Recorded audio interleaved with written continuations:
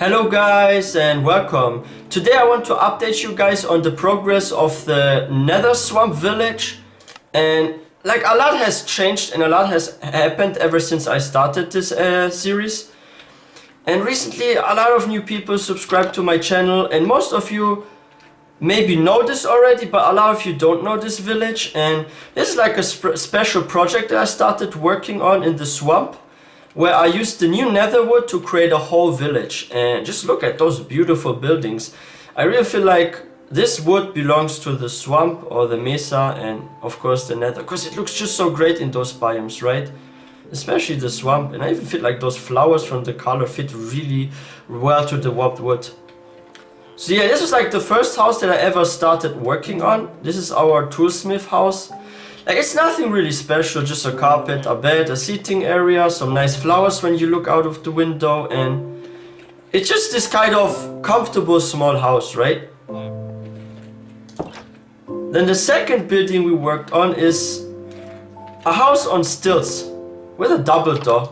It's also nothing really special, just like a seating area, a bed and a carpet. And what I really like here is like these lights. Like this, how I put here some shroom lights with trapdoors and covered them that way. And that looks really great, especially at night. And what I really love about the warped wood doors is how they leave some sort of pattern when you use a double door like that. That looks like some sort of, maybe like a leaf or something. Yeah, it looks like a leaf to me. Could also be a flower. It's very abstract, like I love the texture of this door.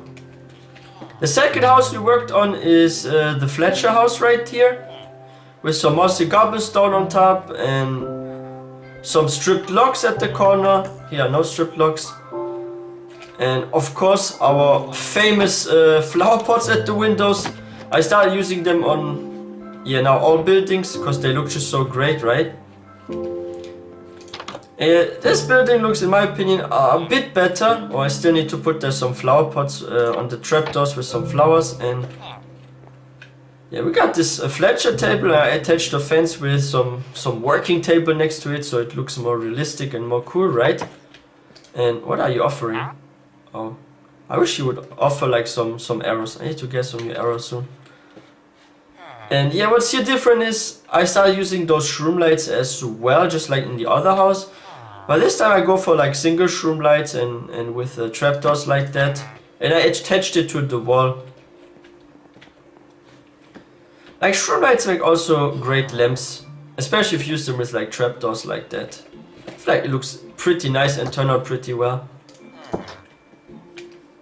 Now our fourth building is that library, and this is like my most favorite building of this series. And this one took also the longest to make. I think I took like 2 days for that, if I'm not mistaken. Yeah, it was like 2 days. And yeah, we got those beautiful flowers when we enter. We got this nice little road there. And when we enter, the theme for this one is red with turquoise wood, right? So we got a carpet, a couple of bookshelves. We got 2 lecterns. Right now we only have 1 librarian working.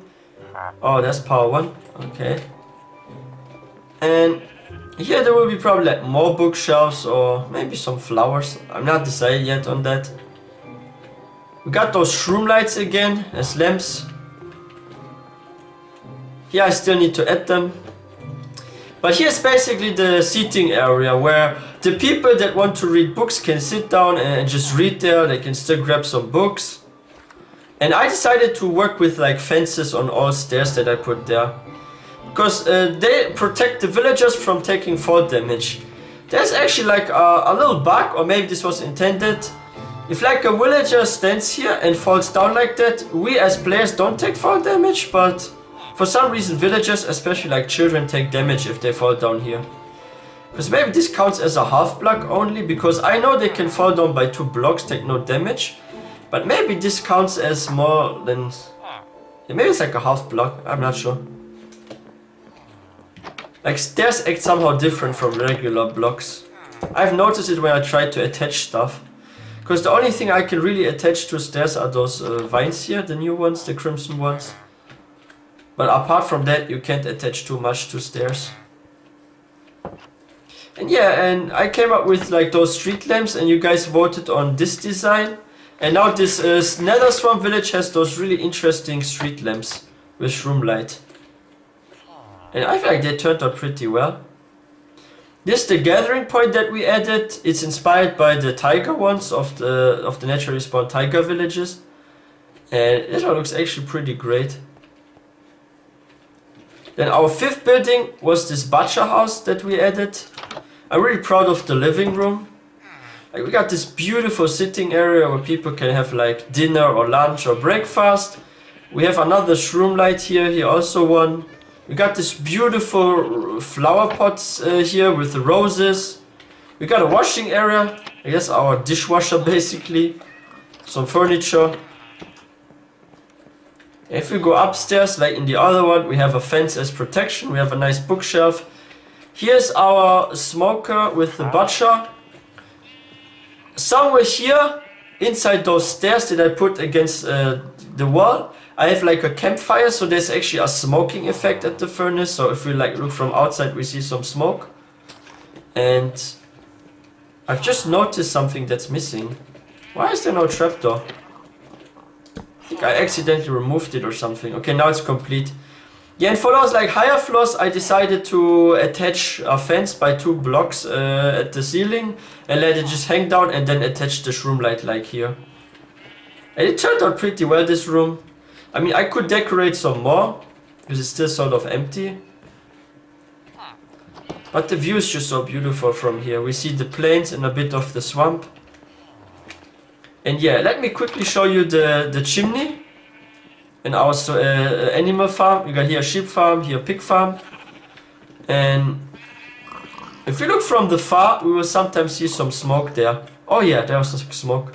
Like, just look at that. If we wait for a bit, we see from this chimney where the smoker is, some smoke go up from time to time.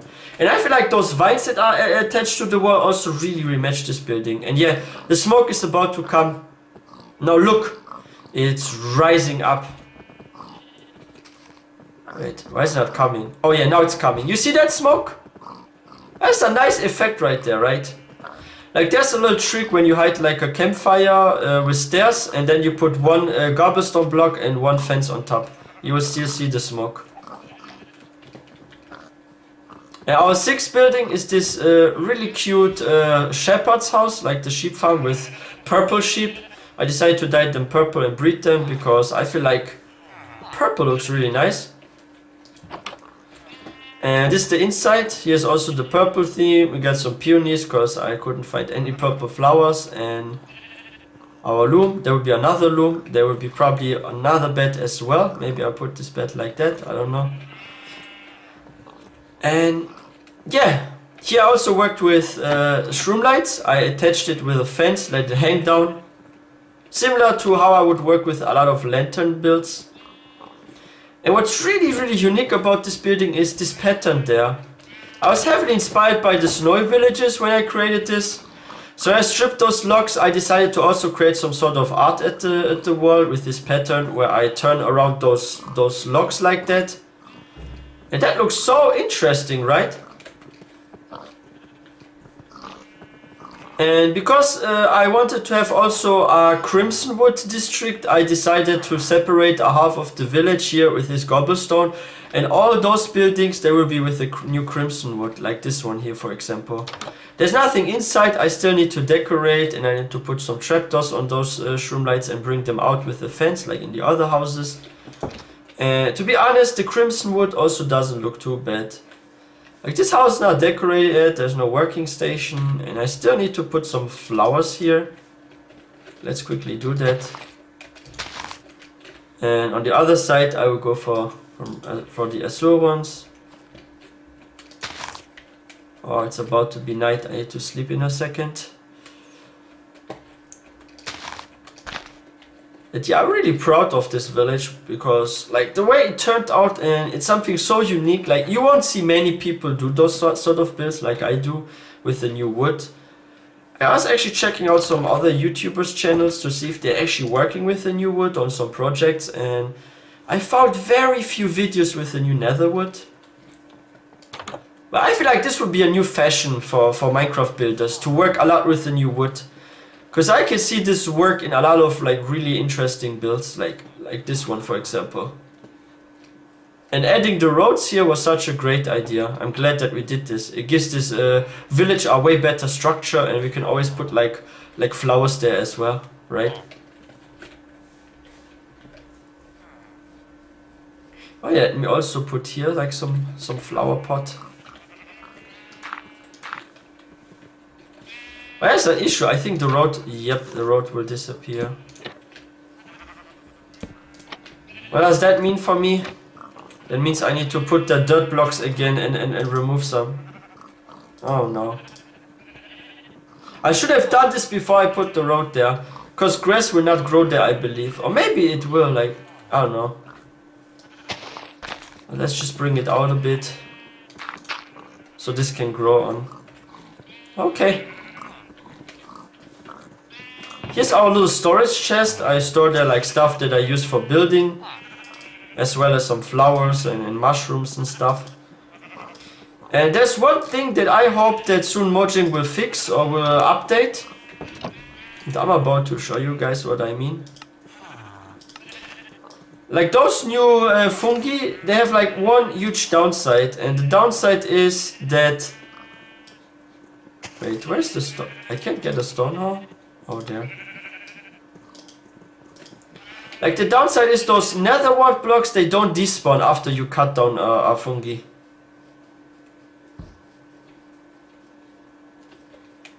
Let me quickly demonstrate this to you guys with this tree. Like usually what happens if you cut down trees is once the trunk, the stem is gone, like the leaves will despawn, right? But that's not the case with those new nether fungi. Because now I've removed like the stem completely and there's nothing here. But if we wait, we see it doesn't despawn, just like here where I cut down one tree. So you have to manually go there each time with the hoe and just remove it like that. And that is so time consuming in my opinion. And those holes, they break pretty quickly because there are just so many wood blocks. Like this is like, it's not a good experience when you farm for wood. So I hope they come up with a solution or make it like burnable or there's like any way to despawn this without having to manually cut this down each time. Because that's so time consuming. It's not so convenient in my opinion. That's why it also takes a long time to do those builds with the new wood, because you need to cut this down constantly. That's so time consuming right there. Like, just look at that. Like you will spend hours in cutting those down. Like this takes way longer than actually cutting for the wood. Like look how fast we were earlier when we were like cutting the stem and collecting those logs. We just like triple the time, probably. And one thing is really important, because you do need bone meal to grow this again, like those fungi. So you always need to make sure like you grab also those wood blocks so you can go for some more bone meal, because you will need a lot of bone meal for those farms.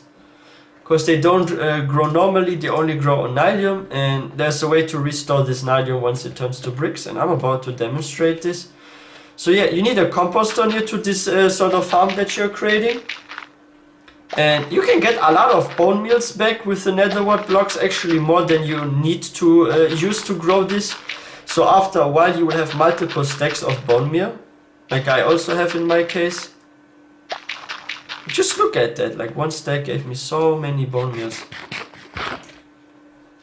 Since I already have some fungi, we don't need to use the bone meal on the ground to get new ones, but we only needed to restore the corner here. And now if you place there a crimson fungus and you apply bone meal. Oh, this one. Oh, now we have a new fungus here with new wood. And if you use it on the ground, sometimes you get new mushrooms.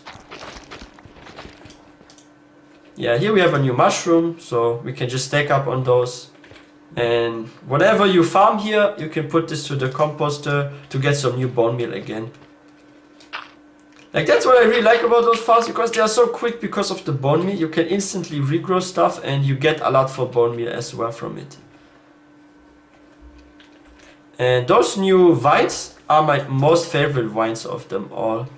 Like, it's better than the regular vines that you find in the swamp in the jungle, and I find it better than the twisting vines. Because those can be attached to slabs and stairs. I just think that's such a great thing. And they also grow pretty fast.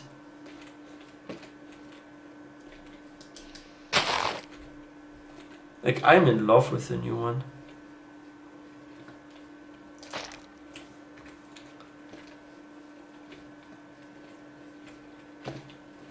And you can also bone meal those vines, by the way. If you want them like to grow fast, you just bone meal them and then they come down.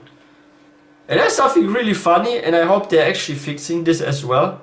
Or maybe they can keep it like that because it's funny.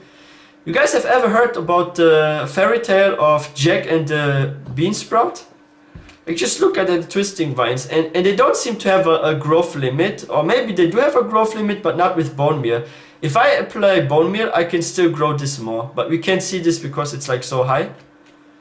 Like, this one is crazy high. Like, I can go infinitely up if I wanted to. Like, maybe I can reach the end of the game and then it will crash or something, so I will start putting bone meal there. But you can go really, really high with that. And we can have such a great view of the village as well. Like, just look at that. Like, whoa, we're going all the way up there. Like, that's insane, right? I love the new vines, but my most favorite one, most definitely the crimson one. Also because the fact you can put this on stairs and stuff. Because I work a lot with stairs when I do roofs of buildings. And if I want some more plant life have on my buildings, like not just flowers but other stuff like vines and stuff, they just make for great decoration in my opinion. You could even plant them indoors if you wanted to. Like, for some builds I can see those also functioning indoors pretty well. I'm so in love with this new village. We even have like a really huge melon farm right now, and I will extend it. Like, over there's our private farming area. Like, this will not be accessible by the villagers, but only for us. And here I have like a really, really huge lined up melon farm, and I will actually extend this to this birch tree over there. And I also started growing more and more sugarcane.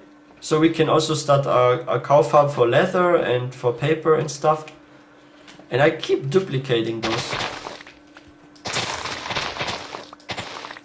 But it's so easy to grow sugarcane in the swamp because like you have like so many blocks where you can place it on. Like, it's crazy. You will have like a huge farm in no time with that. I'm in love with the swamp biome. I'm actually glad that now I can do something super exciting there as well. Like, don't get me wrong, like my previous swamp village was really fun and it's still fun and I still work on it sometimes, but like this new project is just so magical and so special to me, and it's something I haven't tried before, to work with actual colored wood. And that's quite a building challenge to turn something colored that's less neutral into something good looking. Because if you use like regular wood, it's pretty neutral, like beet oak or spruce. And you can work with like multiple colors and there's no problem. But you have like a color like blue, turquoise or red, you have like some limitations and you can't fix all you can't fit all colors in, right? Like, some stuff will just stand out way too much if you work with that. Oh yeah, and let's also attach some vines here, because I just think they look so great.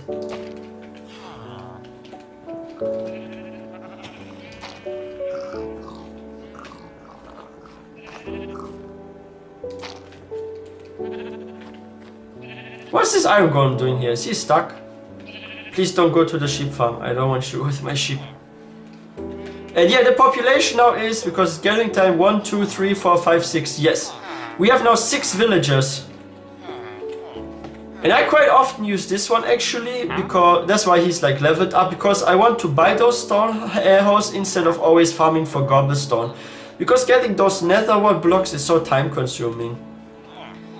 But yeah guys, like, I hope you are enjoying this project, and if you guys are new to the channel, don't forget to subscribe.